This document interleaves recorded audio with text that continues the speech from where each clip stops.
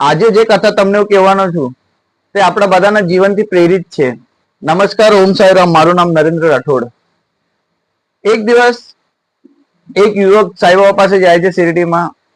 બાબાને મળે છે. બાબાને કહે છે કે બાબા, મારી પાસે ધન છે, સંપત્તિ છે, પરિવાર છે, પણ મારા મનને શાંતિ નથી. બાબા કઈ જ બોલતા નથી. હલકું હસે અને એને દ્વારકા માઈમાં લઈને જાય. દ્વારકા માઈમાં જે ધૂની સળગતી હોય છે એ ધૂનીમાંથી એક સળગતું લાકડું બહાર કાઢે બાબા, અને એને કે યુવકને કે આ લાકડાને જો, આ લાકડું બહારથી સળગતું દેખાતું છે, અને જો એને હાથમાં લેશું આપણે તો આપણો હાથ પણ સળગશે.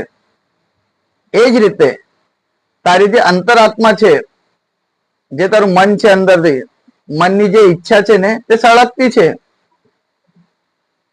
તું બહારથી સારો દેખાય છે પણ અંદરથી તું સળગતો છે, એવું બાબા એને કહે છે.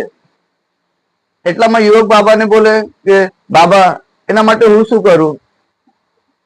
બાબા કહે કે તું ભગવાનને સમર્પિત થઈ જા, ભગવાનની સેવા કર, આરાધના કર, પૂજા કર, તો તારું મન શાંત થશે. નહીં તો તારું મન એમ જ સળગતું રહેશે. અને જે ત્યાં રાખ હોય ને, ઉધી, જે આપણે કહે ઉધી લગાવે ને, ઉધી હાથમાં લે બાબા, અને યુવકને કહે કે આને જો, આ રાખ છે, આ સળગી ગઈ છે, હવે એમાંનું પૂરું અહંકાર નીકળી ગયો છે. એ પ્રમાણે આપણે પણ આપણા જીવનમાંથી જે અહંકાર છે એને ત્યાગ આપી દેવો.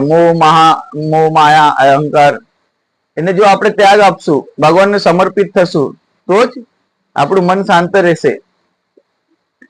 એ વાત એને સમજાવી દીધી. યુવક પણ થોડું રડવા જેવો થઈ ગયો અને એને સમજમાં આવી ગયું. તે દિવસથી તે બાબાએ કીધેલા માર્ગ પર ચાલવા લાગ્યો. આ બધું આપણા જીવનમાં તો થાય જ છે. આપણને પણ શાંતિ નહીં મળે આટલું બધું કરવાથી. પણ એ જ વાત તમને કહેતો હતો. આ કયા ગ્રંથમાં કે કયા ચોપડામાં નથી, લોકકથામાંથી છે. લોકો કહે એમાંથી મેં સાંભળ્યું, મને સારું લાગ્યું, મેં તમને સંભળાવ્યું. તમને જો સારું લાગશે તો તમે પણ શેર કરો, લાઈક કરો, અને ગમે તો એક લાઈક પણ કરી દેજો નક્કી. મળશું બીજા વિડીયોમાં. તો ત્યાં સુધી ઓમ સાંઈરામ.